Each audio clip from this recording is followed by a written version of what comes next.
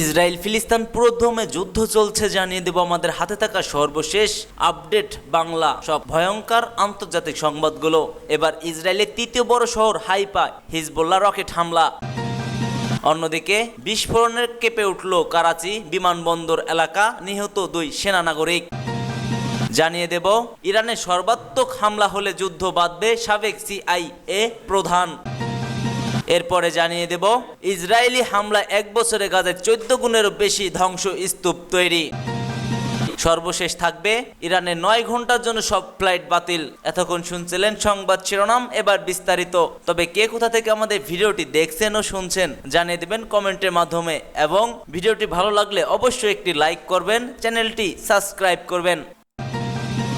ইসরায়েলের তৃতীয় বড় শহর হাইফায় হিজবুল্লাহ রকেট হামলা।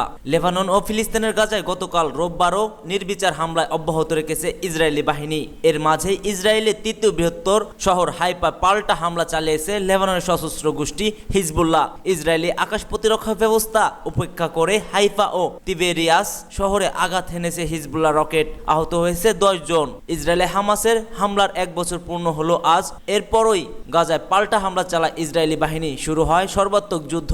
গাজায় এখনো ইসরায়েলে চাপিয়ে দেওয়া সেই যুদ্ধ চলছেই। যুদ্ধ এখন আর শুধু গাজায় সীমাবদ্ধ নেই, বরং লেবানন, সিরিয়া একের পর এক হামলা চালিয়ে যাচ্ছে কঠোর ইসরায়েল। গাজায় হামাসের বিরুদ্ধে সর্বাত্মক যুদ্ধ শুরুর বর্ষপূর্তি প্রাকালে লেবানন ও গাজায় হামলা এবং হাইফায় পাল্টা হামলার ঘটনা ঘটল।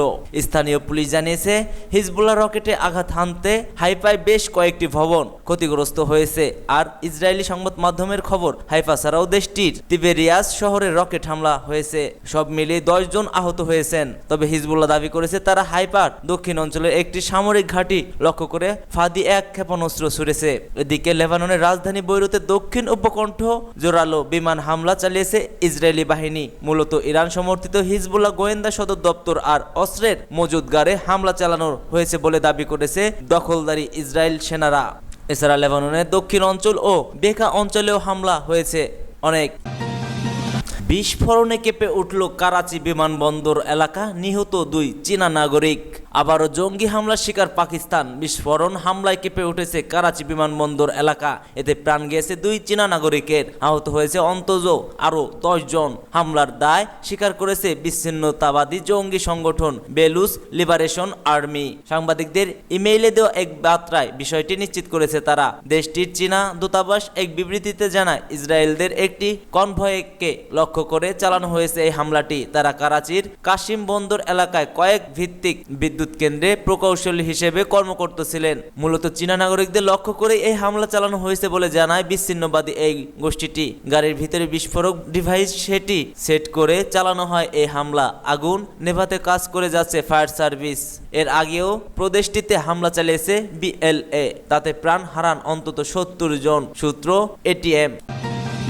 ইরানের সর্বাত্মক হামলা হলে যুদ্ধ বাঁধবে সাবেক CIA প্রধান। যুক্তরাষ্ট্রের সাবেক প্রতিরক্ষা সচিব ও CIA প্রধান লিওন প্যানেটা সতর্ক করে দিয়েছেন, ইসরায়েল যদি ইরানে পাল্টা হামলা চালায় সেক্ষেত্রে মধ্যপ্রাচ্য পরিস্থিতি নতুন করে মোড় নিতে পারে। প্যানেটার ভাষ্য, ইসরায়েলের সামরিক অভিযানের ভবিষ্যৎ পদক্ষেপগুলোই নির্ধারণ করবে এবং সংঘাত একটি পূর্ণমাত্রা যুদ্ধের রূপ নেবে কিনা। শুক্রবার MSNBC রিপোর্টস এ দেওয়া এক সাক্ষাৎকারে তিনি কথা বলেছেন। মঙ্গলবার রাতে ইসরায়েলি প্রায় 200টি ব্যালিস্টিক ক্ষেপণাস্ত্র হামলা চালিয়েছে ইরানে। এতে মধ্যপ্রাচ্য পরিস্থিতি উত্তেজনা বেড়েছে। তেল আবিবের সংশ্লিষ্ট কর্মকর্তারা বলেছেন কয়েকদিনের মধ্যেই ইরানে প্রতিশোধমূলক হামলা চালাবে ইসরায়েল। মার্কিন প্রশাসনও বলেছে ইরানকে চরম মূল্য দিতে হবে। এমনকি মার্কিন নির্বাচনে রিপাবলিকান প্রার্থী এবং সাবেক প্রেসিডেন্ট ডোনাল্ড ট্রাম্প ইরানের পারমাণবিক স্থাপনায় হামলার পক্ষ একমত হয়েছে। আবার একই সঙ্গে ইরানও ঘোষণা দিয়েছে যদি ইসরায়েল হামলা চালায় সেক্ষেত্রে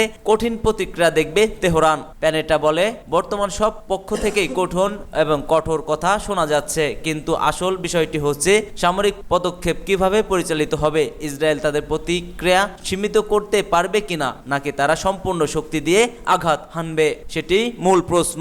যদি তারা সর্বাত্মক আক্রমণ চায় তবে ইরানও পাল্টা জবাব দিয়ে দিবে। প্যানেটা দাবি করে অতীতে সামরিকভাবে সফল হতে পারেনি ইসরায়েল, আর এখন সামরিকভাবে জয় হতে চাচ্ছে বেনিয়ামিন নেতানিয়াহু। এ ধরনের পদক্ষেপ মধ্যপ্রাচ্যে সংঘাত দীর্ঘায়িত ও বলে আশঙ্কা রয়েছে তার কাছে। সাবেক এই মার্কিন গোয়েন্দা প্রধান আরো বলেন, এটি বোঝা কঠিন হয়ে পড়েছে যে ইসরায়েলের বর্তমান সরকার আসলে চায়টা কি। গত 70 বছরে ইসরায়েল সামরিকভাবে কখনোই তাদের সব লক্ষ্য অর্জন করতে পারেনি এবং এই ধারা চলমান থাকলে ভবিষ্যতে সামরিক পদক্ষেপগুলো প্রভাবিত হতে পারে। ইসরায়েলি হামলার এক বছরে গাজায় 14 গুণ বেশি ধ্বংসস্তূপ। জাতিসংঘের ধারণা অনুযায়ী গাজায় 4,20,00,000 টনের বেশি ভঙ্গাবশেষ সৃষ্টি হয়েছে। গাজার উত্তর অঞ্চল থেকে লোকজনকে সরে যেতে বলেছে ইসরায়েল। জাবালিয়া এলাকা থেকে শিশুটিকে হুইল চেয়ারে করে সরিয়ে নিয়ে যাচ্ছে এক ব্যক্তি। আজ গাজা সিটিতে এই ছবি প্রকাশ পেয়েছে। গাজা খান ইউনেস দোতলা বাড়ি ছিল 11 বছর বয়সী মুহাম্মাদের। সেই বাড়ি এখন ধ্বংসস্তূপে পরিণত হয়েছে। বাড়ির ভাঙা টুকরোগুলো জড়ো করছে সেই ও তার বাবা জিহাদ সামিল। এই টুকরোগুলো দিয়ে তারা নতুন ঘর তৈরি করবে না, মুহাম্মাদের ভাইয়ের কবরে এগুলো দিয়ে একটা সমাধি তৈরি করে রাখবে। তাদের মতো অনেকেই এভাবে ধ্বংসস্তূপে সরিয়ে সেখান থেকে ছোট ছোট তাঁবু তৈরি করে থাকছে। অল্প অল্প করে ধ্বংসস্তূপ সরিয়ে প্রয়োজনীয় জিনিসপত্র খোঁজার চেষ্টা করে যাচ্ছেন। নির্মাণ কর্মী জিহাদ বলেন, গত এপ্রিলে ইসরায়েলি হামলায় তাদের বাড়িঘর ধ্বংস হয়ে গেছে। সেখান থেকে তারা ধাতব খণ্ড কাটার চেষ্টা করেছেন। তিনি বলেন, বাড়ি তৈরির জন্য নয়, এখন কবরে রাখার জন্য ভাঙা পাথর জোগাড় করতে হচ্ছে। জিহাদ আরো বলেন, এক দুর্দশা থেকে আমরা আরেক দুর্দশায় পড়েছি। জিহাদের জন্য এই কাজ করা কঠিন এবং একই সঙ্গে কষ্টকরও বটে। গত মার্চ মাসে তারা আরেক ছেলে ইসমাইল ও ইসরায়েলি হামলায় নিহত হয়েছেন। গাজা জুড়ে ইসরায়েলি হামলায় যে পরিমাণ ভবন ধ্বংসস্তূপে পরিণত হয়েছে তা সরানোর একটি ছোট্ট প্রচেষ্টা এটি। জাতিসংঘের ধারণা অনুযায়ী গাজায় 4,20,00,000 টনের বেশি ভঙ্গা অবশেষ সৃষ্টি হয়েছে। সেখানে এখনো ক্ষতিগ্রস্ত ও কোনো রকম দাঁড়িয়ে থাকা কিছু ভবন রয়ে গেছে মাত্র। অনেক ভবন বিধ্বস্ত হয়ে মাটির সঙ্গে মিশে গেছে। 2008 সাল থেকে এক বছরে হামলায় গাজা যে ধ্বংস শেষ ছিল, এবার তার চেয়ে 14 গুণ বেশি ধ্বংস অবশেষ। ফিলিস্তিনের স্বাস্থ্য মন্ত্রণালয় বলছে, ধ্বংস অবশেষের নিচে এখনো অনেক মরদেহ চাপা পড়ে রয়েছে। 2008 সাল থেকে এক বছর আগে হামলা শুরুর সময় গাজা ভবনে যে ধ্বংস শেষ ছিল তার চেয়ে এখন 14 গুণের বেশি ধ্বংস অবশেষ রয়েছে। জাতিসংঘের এক কর্মকর্তা বলছেন, জাতিসংঘের পক্ষ থেকে এই ধ্বংস অবশেষ নিয়ে করণীয় বিশেষ গাজা কর্তৃপক্ষকে সাহায্য করার চেষ্টা করা হচ্ছে। এ মাসে জাতিসংঘ বর্জ্য ব্যবস্থাপনা সংস্থা ফিলিস্তিনি কর্তৃপক্ষের সঙ্গে খান ইউনিটস ও দেইরি আল বালাহ অঞ্চলে সড়কে থাকা ধ্বংস অবশেষের সরানোর প্রকল্প শুরু করার পরিকল্পনা করছেন। ইরানের 9 ঘন্টার জন্য সব ফ্লাইট বাতিল। ইরানের সিভিল এভিয়েশন অর্গানাইজেশনের মুখপাত্র জাফর ইয়াজারুল জানিয়েছেন, রোববার দিবাগত রাত 9টা থেকে সোমবার সকাল 6টা পর্যন্ত দেশ জুড়ে সব ফ্লাইট বাতিল করা হয়েছে। রোববার মেহের নিউজ এজেন্সির সঙ্গে এক সাক্ষাৎকারে ইয়ারাজুল বলেন, অপারেশনাল সীমাবদ্ধতার কারণে দেশের সব বিমানবন্দরের ফ্লাইট রাত 9টা থেকে সোমবার পর্যন্ত বাতিল থাকবে। এ সময় তিনি যাত্রীদেরকে বিমানবন্দর এবং বিমান সংস্থার ফ্লাইট তথ্যের সঙ্গে যোগাযোগ করে ফ্লাইট পুনর্নির্ধারণের জন্য অনুরোধ করেছেন। ইয়ারাজুল সবাইকে আশ্বস্ত করে বলেন, বিমান সংস্থাগুলো সিভিল এভিয়েশন ও অর্গানাইজেশনের নির্দেশনা অনুযায়ী কাজ করে যাবে।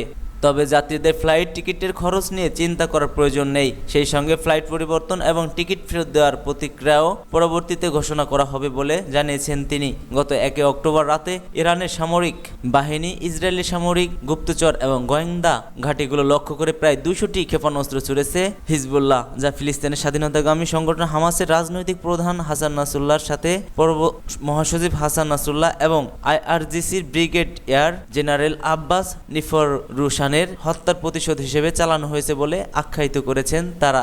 এরপর থেকে মোক্ষম জবাব দিতে ইরানে পাল্টা হামলা চালানোর ঘোষণা দিয়েছে ইসরায়েলের প্রধানমন্ত্রী বেনিয়ামিন নেতানিয়াহু। শনিবার জাতির উদ্দেশ্যে দেওয়া এক ভাষণে ইসরায়েলি প্রধানমন্ত্রী বলেন, সম্প্রতি ইরান ইসরায়েল যে মাত্রায় ক্ষেপণাস্ত্র হামলা চালিয়েছে, বিশ্বের কোনো দেশ তাদের ভূখণ্ড ও জনগণের উপর এই হামলা বরদাস্ত করবে না, ইসরায়েলেও কখনোই করবে না। নেতানিয়াহু বলেন, নিজের ভূখণ্ড ও নাগরিকদের রক্ষা করা শুধু আমাদের অধিকার নয়, এটি ইসরায়েলিদের দায়িত্ব। ইসরায়েল সেই দায়িত্ব নিশ্চিতভাবে পালন করবে। এমন প্রেক্ষিতে ইরানের এই বার্তা ইসরায়েল ও ইরানের মধ্যে উত্তেজনা আরও বাড়িয়ে তুলেছে, যা আঞ্চলিক নিরাপত্তার জন্য গুরুতর হুমকি হয়ে দাঁড়িয়েছে। সূত্র মেহের নিউজ এজেন্সির।